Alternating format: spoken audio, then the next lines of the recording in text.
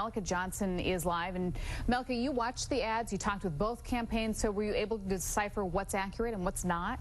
Well, we were, and Jeff Merkley did vote against legislation that would have kept serial rapists behind bars for life. He chose a version that would have offered them parole after 30 years. He also voted for legislation, or rather did not vote for legislation, to extend the statute of limitations for the rape of children.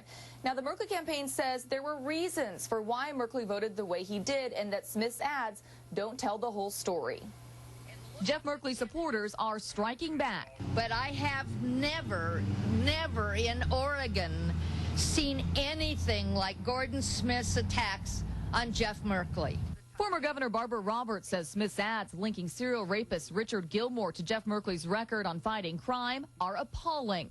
They are simply not true. Let me say that again. They are simply not true. The lowest of the low is Jeff Merkley's voting record. We're just pointing out the facts of what Jeff Merkley did in the state legislature. The Smith campaign points to this bill in particular, extending the statute of limitations for sex offenses involving children. Merkley voted in favor of the first version, but against the one that became law. Merkley's vote, according to his campaign, was switched in protest. They say he was angry with legislative leaders for working on the legislation behind closed doors and without public input. So that's what he voted.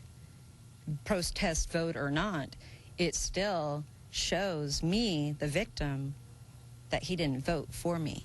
Tiffany Edens, one of Richard Gilmore's rape victims, appears in one of Smith's ads. You say it yourself. You're not a political person. Do you think you could be being used by the Smith campaign? I met with Senator Smith, and so I had a Q&A with him.